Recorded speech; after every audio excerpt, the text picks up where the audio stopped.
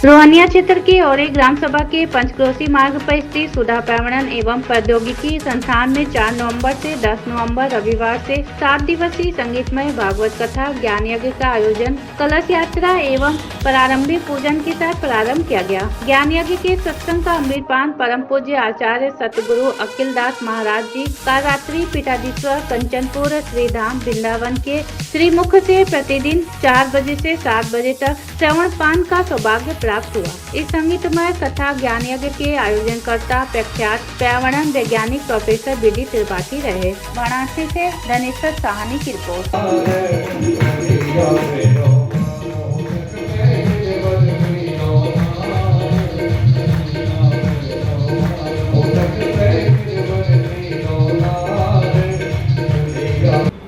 दूसरी राधा पढ़ने, बाकी तो आराम से बैठे।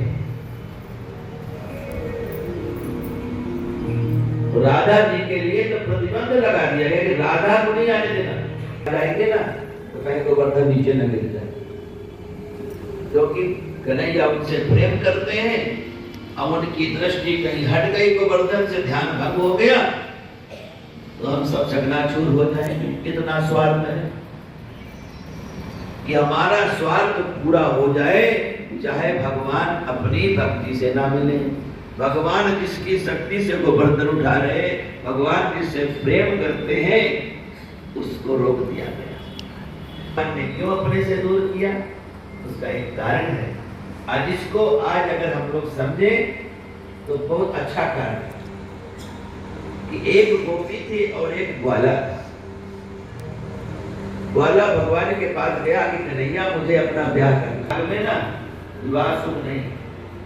भगवान को कभी कभी ज्योतिष भी बन जाता। आओ तो सब भगवान ने कहा ठीक है, अगर तू विवाह करेगा तो तेरे बारात में नहीं जाएगा। उसको लगा बाद में बना ले, तो अपने पिता से कहा कि मेरा ब्याह करा दो।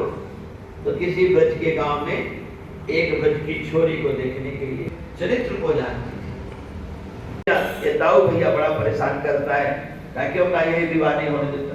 मुझे चोर चोर कहता रहता है, कई गांव में मेरी चर्चा फैला दी है, चोर है, इसलिए मेरा रिश्ता नहीं आ रहा। ये सोदा भी दुखी हुई कि लाला कहे तो सही रहा है। और चोरी करा और ऐसी जगह विवाह करा, उनको गांव के गांव उजरवा। इतनी प्रचोद की भावना लीला है ठाकुर। तो नंद बाबा से एक दिन कहे, बाबा एक तो बतासा भी नहीं काटना पड़ेगा। अपना परिचय बताएं। मैं professor B D Tripathi, Banaras Hindu University में महामना मालवीय गंगा शोध केंद्र का मैं वहाँ पर चेयरमैन हूँ। और पिछले 50 वर्षों से हम गंगा प्रदूषण नियंत्रण के लिए कार्य कर रहे हैं। और यहाँ सुधा पर्यावरण प्रौद्योगिकी संस्थान का भी मैं चेयरमैन हूँ।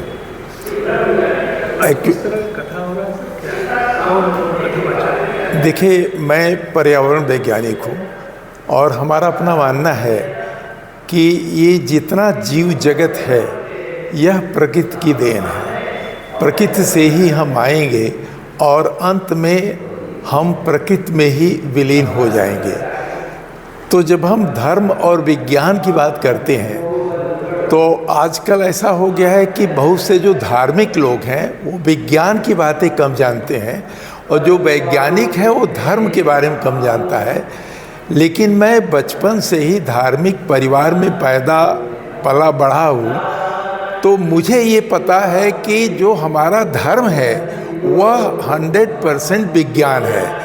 जैसे हम आत्मा और परमात्मा की बात करते हैं और लोग कहते हैं कि आत्मा अजर और अमर है, इसी प्रकार से विज्ञान की यदि आप उसकी बात की विवेचना करें तो हमारा मानना है कि पूरा ब्रह्मांड एक ऊर्जा का स्रोत है और छोटी छोटी ऊर्जाएं पूरे जीव जगत में फैली हुई हैं। जैसे लोग कहते हैं कि सभी आत्माएं परमात्मा के अंश हैं, तो ऐसी स्थिति में हर व्यक्ति को यह एक्चुअल ज्ञान हो सके कि वह धर्म और विज्ञान दोनों एक ही है, आत्मा और परमात्मा को ऊर्जा की तरह से हम समझ सकें, इसके लिए भागवत की कथा एक लौती कथा है हमारे धर्म में, जो पूरे जीव जगत को उसके असली रूप से परिचय कराती है, उसकी आत्मज्ञान देती है, लोगों को मोक्ष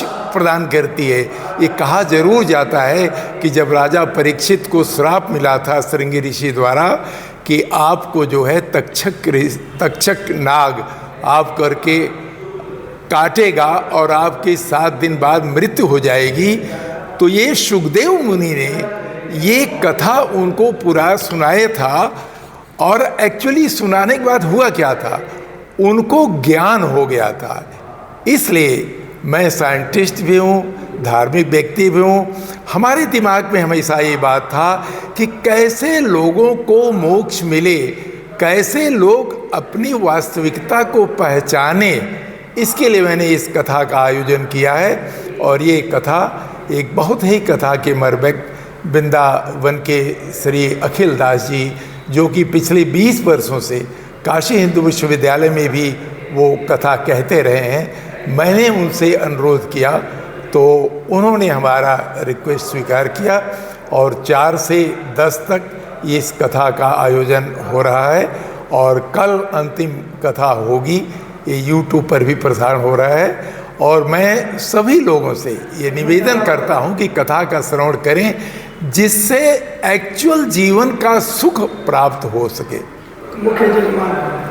मुख्य जजमान प्रोफेसर अविनाश चंद्र पांडे, जो कि पहले कुलपति रह चुके हैं जो है, और उनकी पत्नी डॉक्टर सरिता त्रिपाठी को बनाया गया है, क्योंकि और वही लोग मुख्य जजमान हैं और मैं तो आयोजक के रूप में हूँ। हमारे साथ डॉक्टर सुमन तिवारी। व्यास जी का नाम बता दें। व्यास जी का जो सही नाम है वो ये है कि श्री संत अखिल दास जी इनका नाम है। और ये वृंदावन के जो कालरात्रि पीठ है उसके पीठाधीश्वर हैं।